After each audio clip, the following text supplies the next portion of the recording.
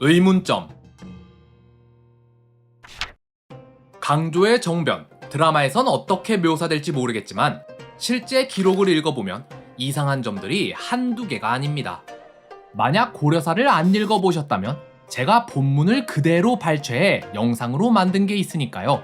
우측 상단을 누르셔서 그 영상을 먼저 시청해 주시면 감사하겠습니다. 여튼 그래서 해설자마다 이 강조의 정변에 대한 해석이 여러 갈래로 나뉘는데요. 오늘은 제가 느낀 의문점들을 하나하나 짚어보고 또 이에 대한 저의 해석을 들려드리도록 하겠습니다.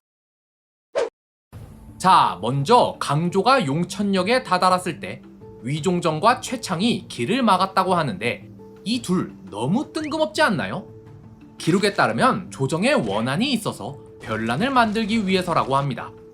근데 또 이들은 목종이 죽었다고 하지도 않았는데 강조는 지 혼자서 이미 목종이 죽었고 김치향이 조정을 장악했다고 생각했대요. 이게 말이 되나요? 이게 사실이면 그냥 과대망상증 아닌가요? 또 목종이 강조를 불러들이자 천추태우는 강조를 막으려고 신하를 보냈다고 하죠. 근데 강조가 개경에 들이닥칠 때를 보면 또 목종이 천추태우랑 같이 있었대요. 그리고 목종은 유배를 가면서도 자기 엄마한테 지극정성을 다합니다. 목종은 자기를 지키기 위해 강조를 불러들였고 천추태우는 그런 강조를 막기 위해 사람을 보냈으면 이 둘이 대립을 한 건데 왜 또 이렇게 사이가 좋은 거람?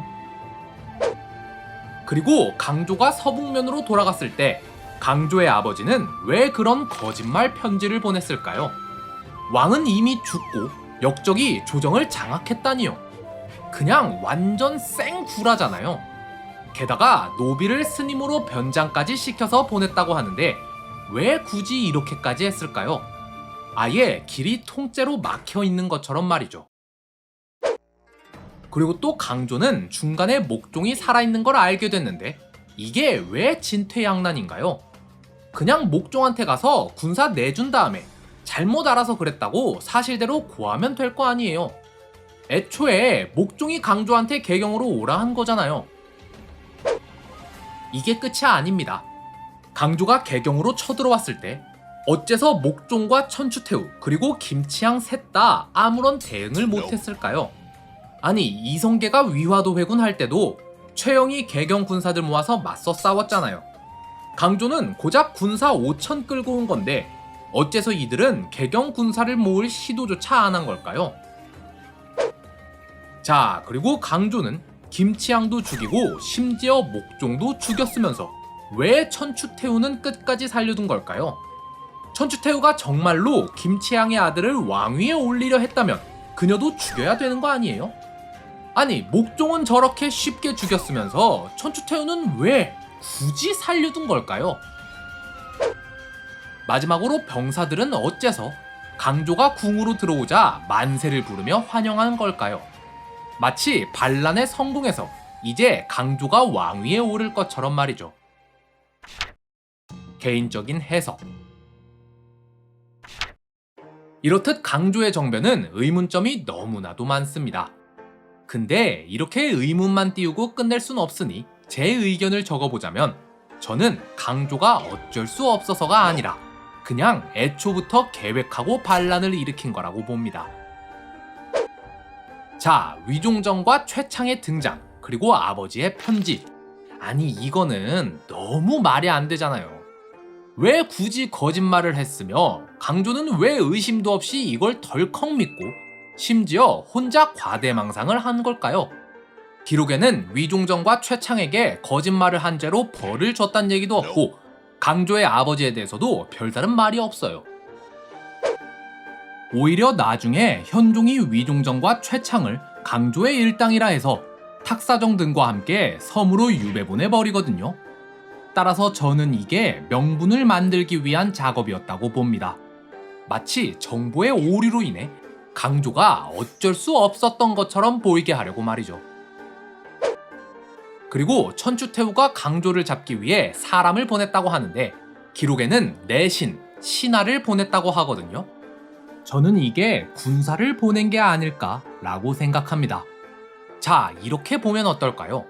목종이 강조에게 개경으로 오라고 편지를 보내자 강조는 이게 기회임을 눈치챘습니다.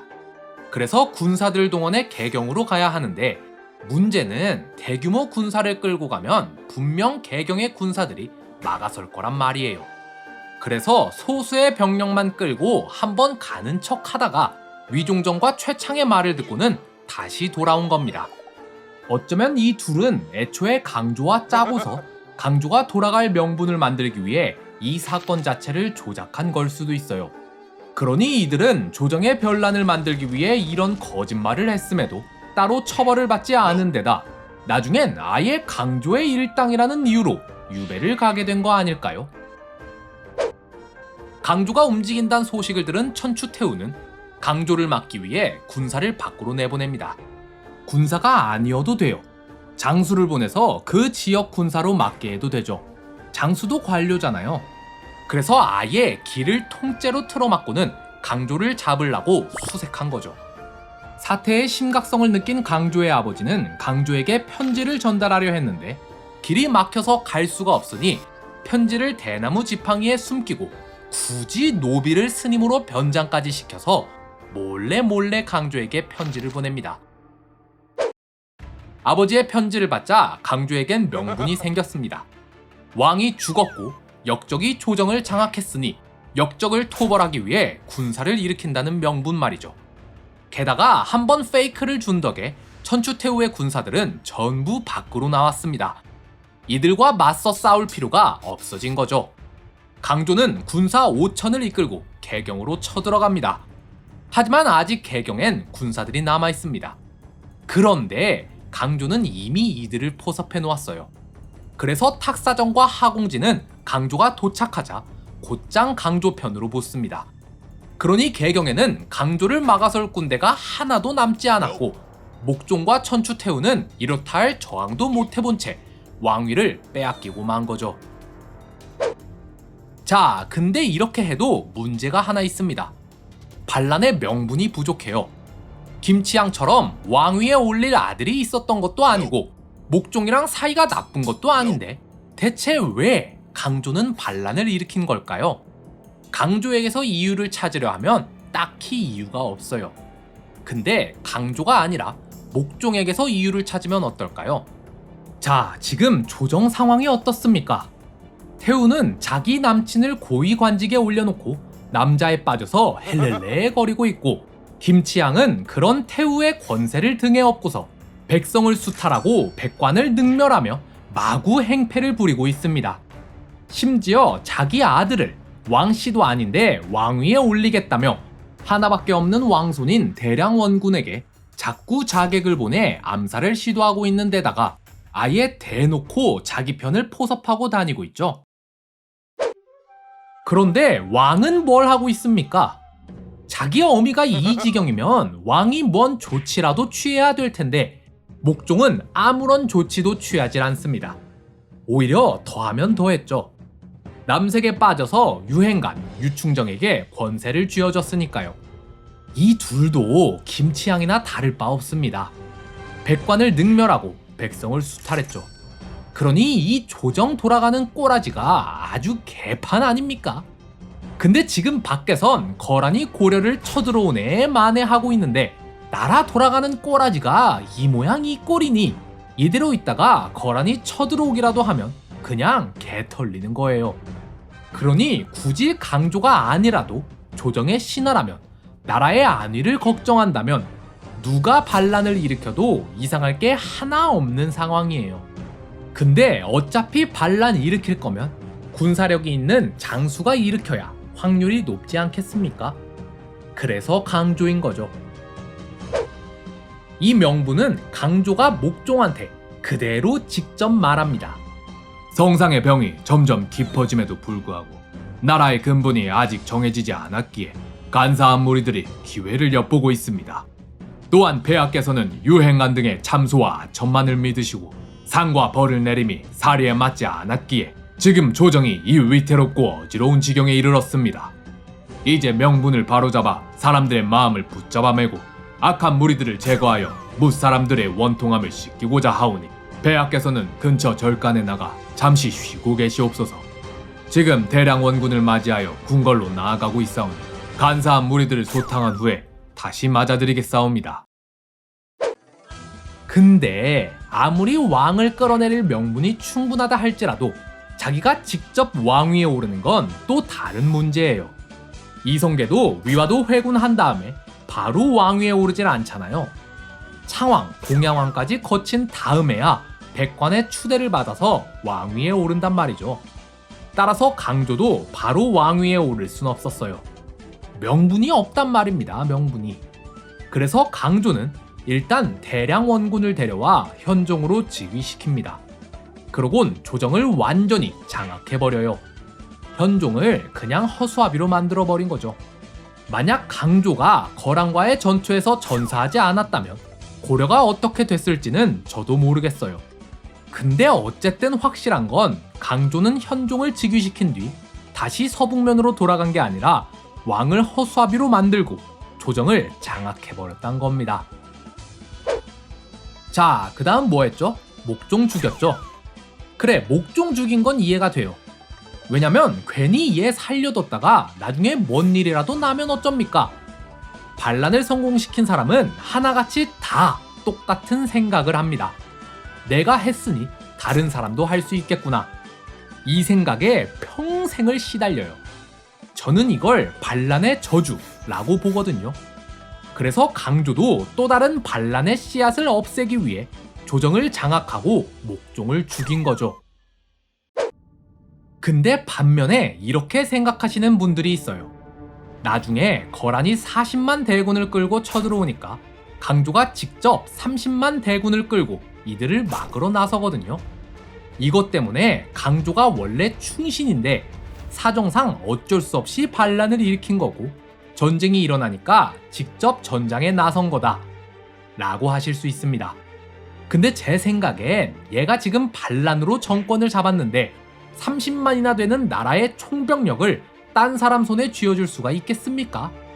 바로 회군에서 강조 끌어내리면 어쩌려고요? 명분도 너무 좋잖아요. 왕을 끌어내린 역적이니 내가 강조를 처단하겠다. 심지어 거란이 이때 쳐들어온 명분이 강조가 반역을 일으켜서 잘하고 있는 왕을 끌어내렸으니 내가 이들을 처단하겠다 이거거든요. 그니까 강조 목 잘라서 거란한테 보내면 명분도 확실하잖아요. 그러니 강조 입장에서는 절대 이 군사를 다른 사람 손에 쥐어줄 수가 없어요. 충신 떠나서 어쩔 수 없이 직접 전장에 나설 수밖에 없는 겁니다. 그래서 이걸 가지고 강조를 충신이라 하기엔 조금 이유가 부족한 것 같다가 제 생각입니다. 자, 마지막으로 그럼 천추태후는 왜 살려둔 거냐? 사실 이게 제일 이해가 안 돼요. 아무리 생각해봐도 모르겠거든요. 단지 왕권의 위협이 안 돼서? 아니, 애초에 이 모든 일이 천추태후랑 김치향이 아들을 낳아서 얘를 왕위에 올리려고 역성혁명을 꾀했기 때문에 일어난 일 아닙니까? 그래서 김치향이랑 그 아들 죽였죠. 게다가 심지어 목종은 독약 먹기 싫다고 하니까 기어코 칼로 베어서까지 죽여버렸잖아요. 근데 굳이 천추태후는 살려둘 이유가 아무리 생각해도 없어요. 아니, 목종까지 죽였는데 천추태후 한 명 더 죽인다고 해서 누가 뭐라 하겠습니까? 그리고 또 천추태후가 말 맞다나 기록에는 굉장한 악녀로 나오거든요. 그렇게 나쁜 사람이면 그냥 죽여도 됐을 텐데 왜 굳이 살려두냔 말이죠. 심지어 현종도 그녀에게 딱히 뭐라 하질 않아요. 가장 큰 피해자였는데 말이죠. 이 때문에 사실 천추태후가 악녀가 아니었을 수도 있다는 의견이 있습니다. 자, 고려사는 조선시대 때 유학자들이 쓴 책이에요. 근데 천추태후는 불교를 중흥했죠. 불교 척결은 유학자들에겐 숙명과도 같은 겁니다.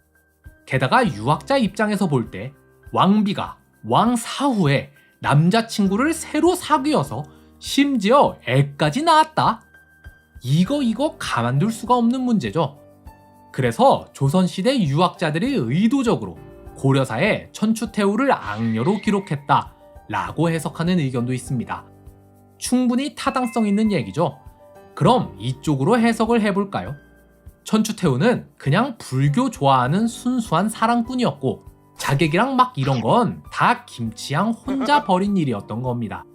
목종은 김치향을 처단하고 싶어도 천추태후가 엮여 있어서 효자라 어쩔 수 없었던 거죠. 그래서 강조가 쳐들어왔을 때도 둘이 같이 있었고 유배를 가면서도 목종이 직접 말 끌고 그릇 받들고 하면서 지극정성을 다했던 거 아닐까요? 근데 그래도 이해가 안 되는 건 천추태후는 목종이 강조를 불러들였을 때 강조 잡으려고 사람을 보냈잖아요. 이건 김치향이 한 게 아니라 천추태후가 한 거라고 분명히 적혀 있거든요. 심지어 김치향은 목종이 움직이기 시작한 걸 알고도 어쩔 줄 몰라서 가만히 있었다고 합니다. 천추태후가 정말로 그냥 순수한 사랑꾼이었다면 이건 또 어떻게 된 걸까요? 그리고 이렇게 해석을 하면 천추태후가 너무 멍청한 사람이 돼요. 김치향이 대량원군 죽이려고 자객을 막 한두 번도 아니고 몇 번을 보냈으며 지 아들 왕위에 올리려고 관료들 포섭하고 다니는 게 이미 조정의 소문 다 퍼졌는데 천추태후가 이걸 전혀 몰랐다. 그래서 결론, 천추태후는 모르겠습니다. 진짜 모르겠어요. 근데 저는 이게 그래서 역사가 더 재밌는 거라 생각합니다. 이렇게 애매모호한 점들이 읽는 사람으로 하여금 추측을 하게 하고 사람들마다 의견도 나뉘게 하고 하잖아요. 그래서 굳이 딱 떨어지는 결론이 없더라도 이렇게 생각을 해보는 것만으로도 충분히 즐겁고 가치 있는 일 아닐까요? 여러분들도 한번 과연 진실은 무엇일지 상상의 나래를 펼쳐보시면 좋겠습니다. 정리를 하자면 기록만 봤을 때 강조의 정변은 의문점이 너무도 많은 사건입니다. 따라서 사람마다 이 강조라는 인물에 대한 묘사도 나뉘고 사건의 전개 과정에 대한 해석도 달라지는데요. 저는 개인적으로 강조가 계획적인 반란을 일으켰다고 생각합니다. 그래서 나름 혼자 소설을 써본 거니까 반박씨 님 말이 다 맞습니다. 제가 틀렸어요. 자, 어쨌든 이렇게 강조가 정변을 일으켜서 목종을 끌어내리고 현종이 왕위에 올랐는데 그러자마자 거란이 무려 40만 대군을 이끌고 고려를 쳐들어오니 다음 시간부턴 본격적으로 2차 고려 거란 전쟁에 대해 알아보도록 합시다.